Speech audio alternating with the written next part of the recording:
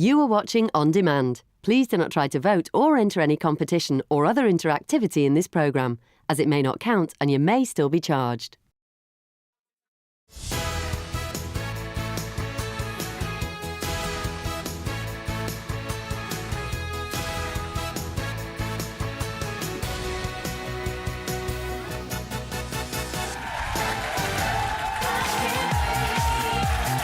Today on your Loose Women Live, it's Kay Adams, Kelly Holmes, Denise Welsh and Nadia Sawala.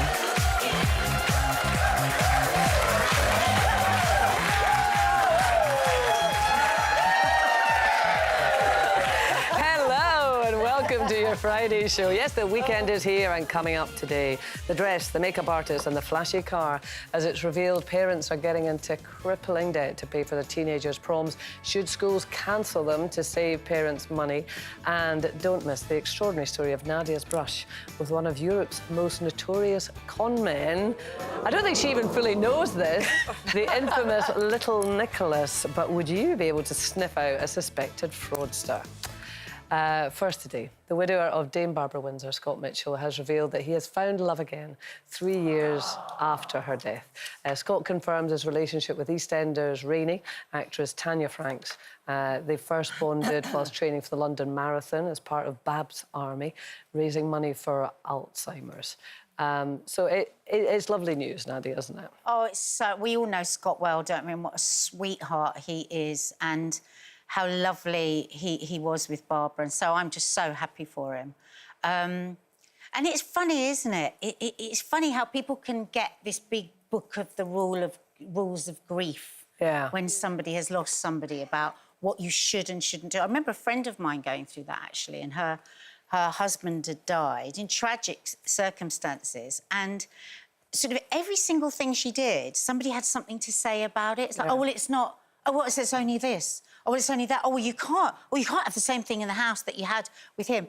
And it was... I think people can be so harsh. And I just think if you get another chance at finding someone to love and to be loved back by, then that's a beautiful thing. Is it not? It is.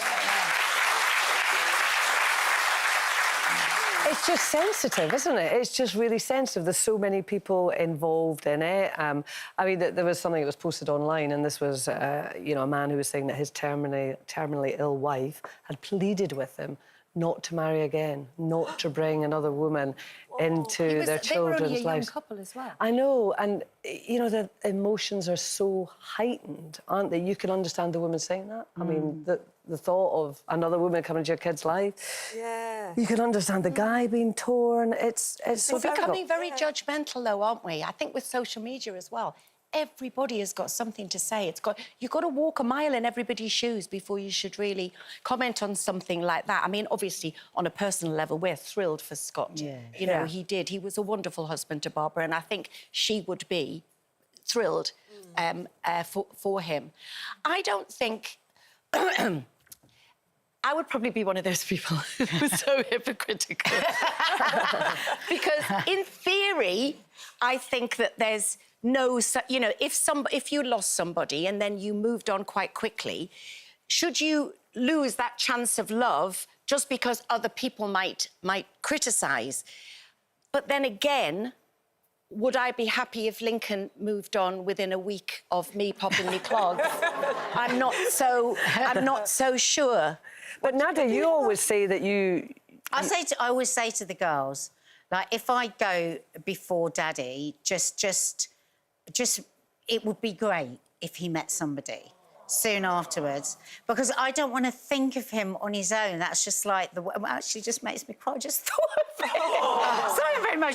I just couldn't bear the thought of him being on his own. But I suppose you have to take into account that's me in a way, still trying to control something beyond when I've gone. Because actually, whenever I say it, he gets really hurt by it. It's like, well, wouldn't you mind? And then the girls are like, oh, you can sort of see them thinking, well, yeah, that would be a bit of relief. I mean, I'm 15 But then on the years... other hand, it would be strange for us because then you've got a new woman in the house, Yeah. you know, and that's a difficult thing to adjust to. I'm isn't it? 15 years older than Lincoln, so if nature takes its course, I should go first, and I hope I do, because if he did, I wouldn't be able to know where anything is. You know what I mean? I would just be... I stress about get that a that lot fear. because I just Yeah. think, oh, my God, I don't know where the kick the bucket box is. I don't know how to deal with it. When my mum died, which is about 12, 13 years ago, my dad was a ladies' man, should we say. Those of you who knew Dad knew he had a twinkle in his eye. And we would have been very happy for him to find somebody. And he had oh, bless him. He had a couple of dates. He had a couple of dates with people and everything. But what we did worry about, Dad always fancied what we would call a dolly bird. A dolly bird. You know, I've heard that Sailing for a while. close to the wind there. Can we still say dolly bird? Well, my dad said dolly bird. He liked a dolly bird. And they'd always have massive bazookas and, you know, all this kind of stuff. Wow, that's two bazookas We as always well. Welcome to the 1970s, folks. I love you. And we did used to think, is Dad going to walk in with some sort of But what would have been the 30-year-old dolly problem bird? if he had? No, it wouldn't have been a problem. It just would have been a bit cringe. We just would have always thought, oh, Dad, you're pathetic. You've always fancied that type of person, you know. What would Mum but- say? Well, I want everyone distraught when I've gone. I want them crying. I want them, oh, I can't face the fact that she's got no. No, I was thinking about the person we showed with the guy and, like, the person dying. Can you imagine that you really don't want to die? Yeah. And the love of your life's there and you're saying, don't ever leave me. Don't. I mean, it's a bit traumatic for the person listening to it, but the emotive and the emotion behind that person leaving as well. fear of leaving. Well, my mum used to say, yeah. when my mum was poorly and she knew that her days were numbered, she used to say, I want you all to have the most brilliant time at my celebration of life, but for 10 minutes at least, cry and wail and be absolutely desperately sad that I've gone, and then you can fill your boots. Your mum sounds remarkable. Yeah. She really does. She really Wish I'd was. known your mum. She Yeah. she was. She had a very, very warped sense of humour. And the song she chose for her cremation was Burn, Baby, Burn. And what did that actually happen? That's so mad. How did the... We said we have to honour it. So as the coffin went out and as the curtains closed, it went do do do do do do do do burn baby burn, and everybody went. And we said, Mum chose it, and they went, oh, burn baby burn. I love that. Oh God, Mum. End of year prom season. That was a bit of a mic drop, wasn't it? End of year prom season in full swing with some pretty shocking statistics showing that 84% of parents said that the pressure to create the kind of prom seen on the television has hugely increased the cost, and over half said that they'd be using their credit card. 46% of parents feel guilty that they can't give their child the prom that they want. The average spend, I really couldn't believe this, has reached £764 per child. That's crazy. For one night. Yeah. School, that's Absolutely. crazy. Absolutely. Wow. Yeah, the pressure. I just don't get it. I mean, I know you don't have a kid that age, but you've got a... what was your... Yeah, my best friend. So Lewis is 16 and he didn't have a date and there was a few undesirables at school. So my mate called me up and said, like, could you take him? Because you've got a flashy sports car. So he turns up at my house. He's all... Because he was getting a bit bullied, wasn't he? He was getting a little bit bullied. And he turned up all handsome, dicky bow, like he had his millions aftershave on and standing. Oh, look at him, he's so cute. And that was like, what, 2:15 anyway. So I was like, yeah, I'll take you. So, of course, I'm thinking, right, to the bullies. So we come down this really massive, massive building. So it's so flashy, like the amount they paid for this thing.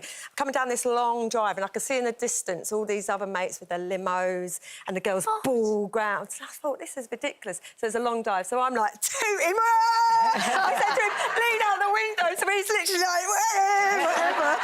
Yeah, and I give him the 2 fingers up to the bullies. I made him feel so good for the night.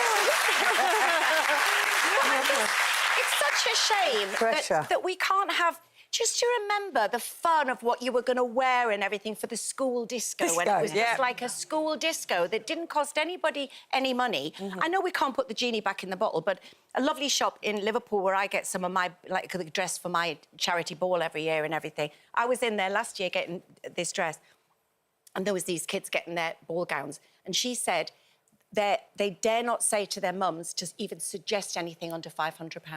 For a dress? For these That's dresses. And insane. this is not a shop where you can hire. This is to buy. That's And more I'm than I spent on sorry, my wedding dress. I'm sorry, but some of them looked about 45 when they put them on. Do you know what I mean? Some of these dresses, I know, as I say, they all want to do it, but I just think they'd have much more fun at it. But also, it's the I used to get vibe. excited about a plastic cup of orange squash at the disco because my mum didn't let us have it because it had We were additives. easy pleased. We were easy. Oh, we were. What about we the were, kids we and were. the families that can't afford it? It's You know just what I mean? They're put a lot of watching- pressure on It's them. horrible. I just think it's the worst thing You ever. think they could That's the hire these vibe. dresses apart from anything else? Apparently they don't like a lot of... listen, I'm not What, like speaking handbags? generally for every teenager, you know, but what I was hearing is hirings. that they don't like to hire, they like to own the dress. We did do a poll on this. I think it was more or less half and half in Really? terms of whether or not schools should cancel proms. So, I mean, I clearly mean, I don't it's think one we of those ones. should ban them, but... I think we should maybe try and offer something else Yeah. that didn't involve that level of people who can't pressure. afford anything like that. Yeah. Coming up next, how would you feel if you found text messages on your partner's phone to one of their friends calling you ugly? And yeah, thank you, Kelly. And they were sent on your first date. These three tackle that one next. See you soon.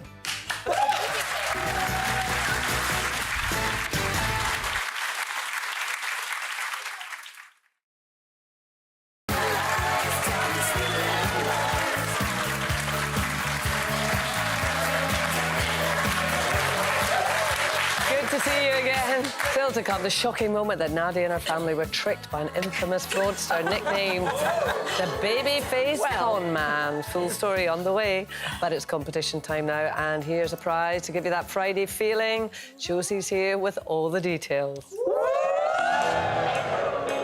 Our prize could see you laughing all the way to the bank and heading off down the open road. We have £50,000 in tax-free cash and a brand new camper van. I've got a confession to make. I've had a camper van and I am desperate to own another one. There's nothing better than getting in your camper van and taking to the open road and all the freedom that it brings you. But where would you go in your camper van? We've been up to Scotland, we've been to the Outer Hebrides as well last year, and we're hoping to go to Croatia next year. We're going to do a trip across to France, all the way down to Spain, Greek islands, hopefully on a ferry, but that's the dream. So obviously to a few shows, been down to Cornwall, down Perranporth, Newquay, yeah, all of everywhere really. You're actually doing her up, aren't you? You're doing her up. Slowly doing her up still, but just take me, the husband and the dog, we go. Imagine where you could go if you won our brand new VanWorks camper van worth £86,000 for your chance to win. Text prize to 88333. Text costs £2 plus one standard network rate message. Go to the website, entries cost £2. Call 09068 783333. Calls cost £2 plus your network access charge. Or post your name and phone number to DY28 PO Box 7 558 Derby DE10NQ. Entrance must be 18 or over. Lines close on Friday the 11th of August at 3 p.m. Good luck! Imagine having a wee cheeky snoop through your husband's phone, which is naughty, first of all, and then finding messages sent by him when you first started dating, calling you ugly. So this happened to a woman in America who saw the messages saying, oh, this is terrible, this. I met this ugly chick. Ugh. She'd do anything for me. What a and revolting person. and I make out with her a bit just to keep her happy. Stay steady, Kelly. She stayed with them. She stayed with her. You're right now. You're They're not right. divorced. No, she stayed with them. Wow. She's also allowed a Do you think- photo to go out as well on the Yeah, newspapers, so yeah. he's clearly identified as well. Yeah. Oh, So that's no awful. hesitation, end of. Yeah. Well, you'd definitely consider it, wouldn't you? You'd be like, what was the ulterior motive for then getting with me? You know what I mean? You've called me ugly, clearly don't like me, but now you're with But me. they've then been what? together now. Yeah, They've but got to know each are they, other. though? And what if he Are said, they? listen, I was a real idiot then and I used to show off when I was doing boy speak, Right. boy chat. Yeah, but you've got to You be know. a certain kind of man I think to so. call a woman ugly. Yeah. Yeah. It's one thing to text your friend, even that, I'm not condoning it, but to say, you know, she's not really my type mate, but I'm going to see how it goes. You could sort of forgive that because, you know, that She's not what you call a dolly bird. It's not what you call a dolly bird. That's what he should have said. I She's would not have- got big bazookas. Yes. I would have fierce historical ick. Yeah. Historical ick. There's a new one. It would I've got historical ick. It would be very hard to get past that physically moving forward, that he once said that to somebody What are we talking about about? you. Physically? We're talking about jiggy jigs. Jiggy. It would be to think that even if he didn't think it, as you said, he was doing it to be sort of ridiculously macho and bravado. It is a horrible, horrible thing to say about somebody, and it would be very hard. It would be very hard, especially if you were if you were madly in love with that person. Yeah. What is historical ick? Well, now you've shown me your history and you've turned me off completely, and now I don't like you anymore. Okay, right. It's so funny. We do so much of this ick business in our house because I've got young girls, and so ick is such a massive thing in that generation. So Mark has got more and more fearful of what the ick is, and I'm constantly saying, oh, that's giving me the ick, or don't do it because you're giving me the ick. And he dared to try and say it to me the other day. Apparently, because I was setting my alarm and going down early in the morning to get sunbeds from everybody, he went, I was talking about this on our... Is that what you did? Well, he said, he said to me, actually, that was giving me a bit of the ick on holiday. Oh, really? What, me setting my alarm so I could get down and get you a bed and get you an umbrella for when you came down at 11 o'clock and wanted to sit in the shade because you can't take the sun and read your book under the umbrella? Well, let me tell you, I've now got the ick. And the next time we go on holiday, I will be going down on my own and getting my own bed and my own umbrella. Absolutely. You saw it happen, didn't you? Leon, warm up, guys, saw it all happen. Wow. He won't be doing that again. Well, so talking of your holidays, because this happened on your holiday, isn't it? About this guy. Yeah. So we were on the beach. We were outside a really fancy restaurant with one of these places outside, but we'd gone and got a picnic from the spa because it was so expensive. So we were sat out and imagining that we'd been in this place, and then there was these three guys that had been looking over at our girls and their friend throughout. We had no idea because I was half cut and we were dancing and everything. Nearly. Anyway, these three guys came over. Two very good-looking young guys, and one guy who immediately said, these are my brothers. And I don't understand. Every day I ask my mother, oh, sorry, he started, are you the parents of these? Very charming, took my hand, kissed it, shook Mark's hand. Yes, I was saying. So these are my brothers, and every morning I say to my mother, why are they good-looking and I am ugly? But the reason is because I am actually very smart and I am rich. We were like, oh, no, we're having a bit of... I'm going, oh, it's the funniest, the entertaining. Was Mark suspicious?